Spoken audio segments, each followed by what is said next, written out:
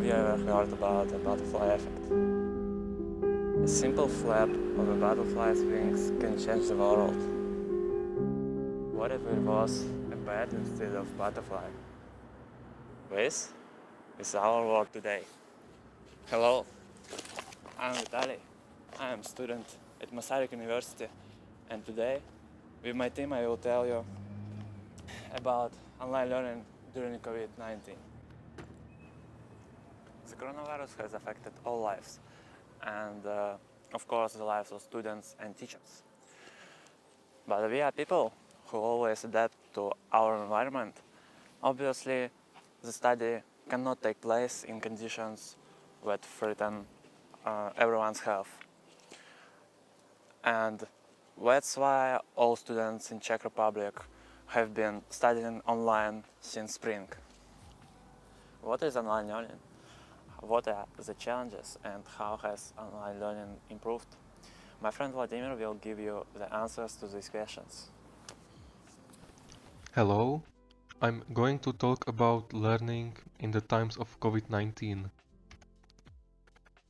I base this presentation on four main pillars, namely strengths, weaknesses, opportunities, and challenges.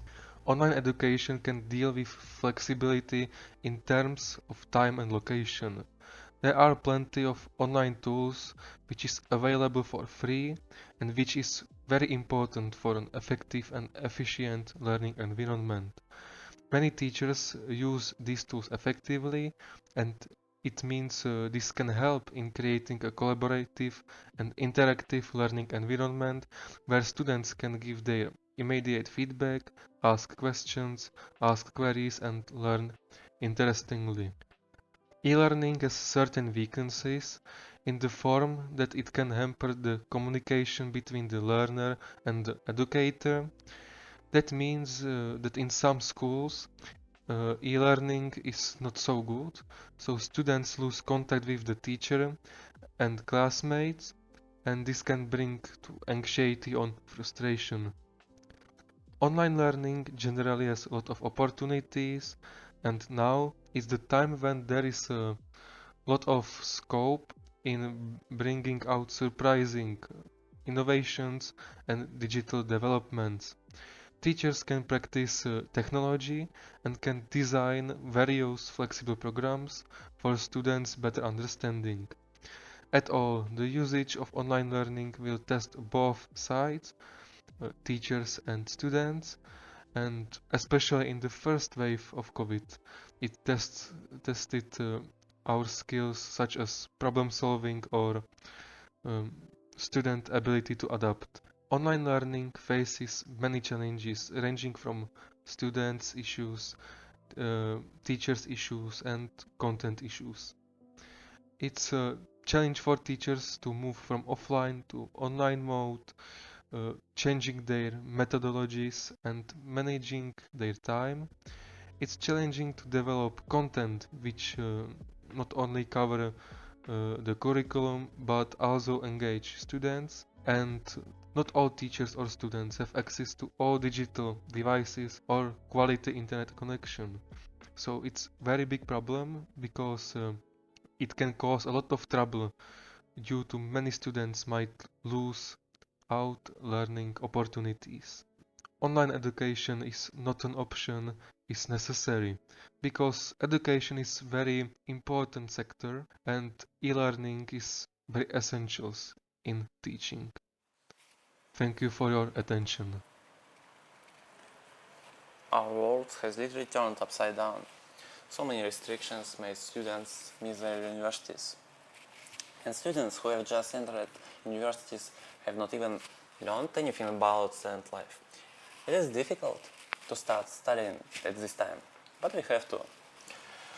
What is it like to be confined to four walls all day? So Timur will now tell you how students cope in quarantine and how to do it better. Extroverts, hold on.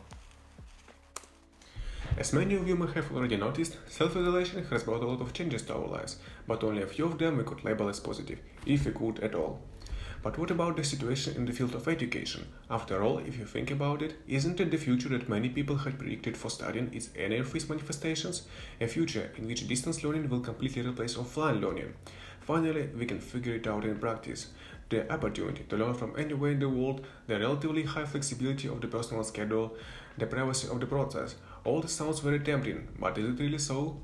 I interviewed several students to find out their attitudes towards learning during self-isolation. First of all, I asked them the most obvious question: what do you think is better, online or offline learning? One half of the students I saw chose the online form of education as the preferred one, while the other half chose the offline one. To be honest, I was a little surprised by the received data, but after a bit of thought, I was able to understand what is going on. The fact is that students who have chosen offline studying are studying at universities in which laziness and irresponsibility leads to at least big problems in academic performance. Students who choose an online education, on the contrary, study in institutions in which the attitude towards students is softer and more lenient.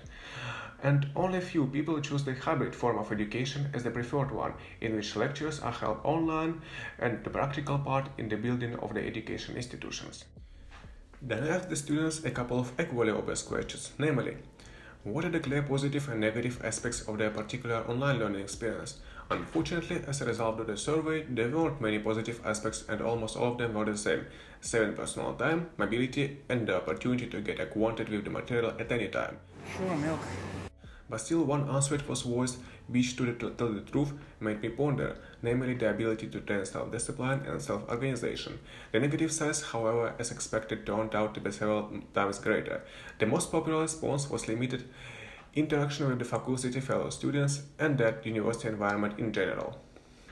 But then the question arises, if there is something that does not meet the requirements or expectations, then how it can be improved? But despite the large number of comments toward online learning, there were not many ideas for improving it. All those who answered this question would like to participate in practical exercises, while they receive a video recording of these lessons once a week, and most of the respondents believe that it will be good to have more opportunities to earn points during the semester. Also, based on my personal belief that any project should contain at least a small piece of useful information, I asked students for some tips on improving their productivity. Based on their personal observation, here are the most obvious answers, but despite their obviousness, many students neglect their importance. First one, write a checklist of tasks every day.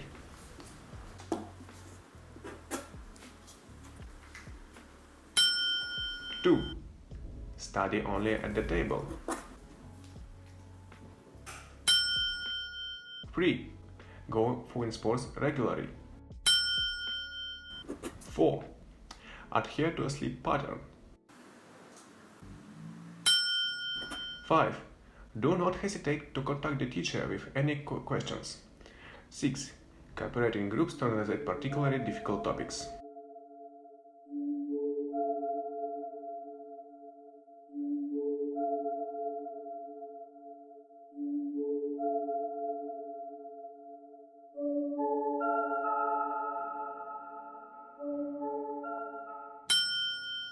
And finally, the main question.